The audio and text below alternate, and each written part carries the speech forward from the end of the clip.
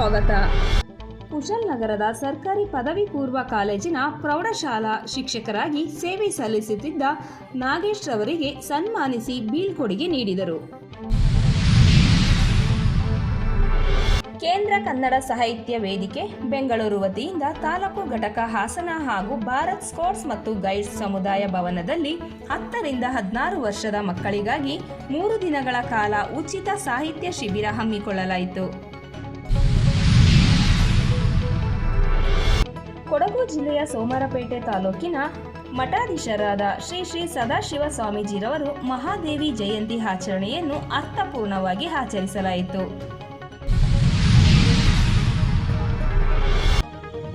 Muslim ಮೀಸಲಾತಿ ರದ್ದು ಕುರಿತು ಹೇಳಿಕೆ ನೀಡಿರುವ ಕೇಂದ್ರ ಗೃಹ ಸಚಿವ ಅಮಿತ್ ಶಾ ರವರು ಕೊಡಗು ಜಿಲ್ಲೆಯಲ್ಲಿ ಬಿಸಿಲಿನ ತಾಪಮಾನ ಹೆಚ್ಚುತ್ತಿರುವುದರಿಂದ ಕಲುಷಿತ ನೀರು ಆಹಾರ ಸೇವನೆಯಿಂದ ಸಾಂಕ್ರಾಮಿಕ ರೋಗ ಹರಡದಂತೆ ಆರೋಗ್ಯ ಹಾಗೂ ಕುಟುಂಬ ಕಲ್ಯಾಣ ಇಲಾಖೆಯ ಅಧಿಕಾರಿಯಾದ ಡಾಕ್ಟರ್ ಸತೀಶ್ ರವರು ತಿಳಿಸಿದರು. ರಾಜ್ಯದಲ್ಲಿ ರಂಗೇರುತ್ತಿರುವ ಚೊಂಬಿನ ವಾಕ್ಸಮರ ಮಾಜಿ ಪ್ರಧಾನಮಂತ್ರಿಯಾದ ಎಚ್.ಡಿ. ದೇವೇಗೌಡರವರು ಹಾಗೂ ರಾಜ್ಯದ ಮುಖ್ಯಮಂತ್ರಿಯಾದ ಸಿದ್ದರಾಮಯ್ಯರವರ ನಡುವೆ ಚೊಂಬಿನ ವಿಚಾರ ಭಾರೀ ಸದ್ದು ಮಾಡುತ್ತಿದೆ. ಕುಶಾಲನಗರ ತಾಲೂಕಿನ ಕೂಡಮಂಗಳೂರು ಬಿಜೆಪಿ ಪಕ್ಷದ ಲೋಕಸಭಾ ಕ್ಷೇತ್ರದ ಅಭ್ಯರ್ಥಿಯಾದ ಯದುವೀರ್ ಒಡೆಯರ್ ಅವರ ಪರವಾಗಿ ಬಿರುಸಿನ ಮತ ಪ್ರಚಾರ ಮಾಡಿದರು.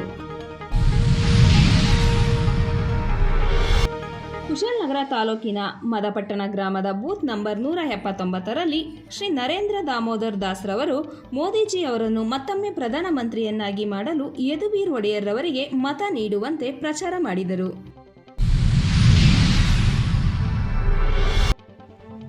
ಮಂಡ್ಯ ಕಾಂಗ್ರೆಸ್ ಅಭ್ಯರ್ಥಿ ಸ್ಟಾರ್ ಚಂದ್ರು ರವರಿಗೆ ಕರ್ನಾಟಕ ಜನಶಕ್ತಿ ಬೆಂಬಲ. 4 ತಿಂಗಳಲ್ಲಿ ಮೇಕೆದಾಟು ಯೋಜನೆ ಅನುಷ್ಠಾನ ಎಚ್.ಡಿ. ಕುಮಾರಸ್ವಾಮಿ ರವರ ಹೇಳಿಕೆ. ಕೇರಳದಲ್ಲಿ ದೃಢಪಟ್ಟ ಹಕ್ಕಿ ಜ್ವರ, ಕರಾವಳಿಯಲ್ಲಿ ಹೈ ಅಲರ್ಟ್. ಕಾಂಗ್ರೆಸ್ ಕಹಳೆ, ಕೇಂದ್ರದ ಬರ ತಾರತಮ್ಯದ ವಿರುದ್ಧ ಕಾಂಗ್ರೆಸ್ ಪ್ರತಿಭಟನಾಸ್ತ್ರ. ಕಾಂಗ್ರೆಸ್ ಬಗ್ಗೆ ಮಾತನಾಡುವ ನೈತಿಕತೆ ಡಾಕ್ಟರ್ ರವೀಂದ್ರನಿಗಿಲ್ಲ, ರಮೇಶ್ ಅವರ ಹೇಳಿಕೆ. ನಾಗಮಂಗಲ ಕೇರ್ಪೇಟೆಯಲ್ಲಿ ಸ್ಟಾರ್ ಚಂದ್ರು ರವರು ರೋಡ್ ಶೋ. ಕಾವೇರಿ ಸಮಸ್ಯೆ ಪರಿಹಾರಕ್ಕೆ ಕುಮಾರಸ್ವಾಮಿ ಬೆಂಬಲಿಸಿ ನಿಖಿಲ್.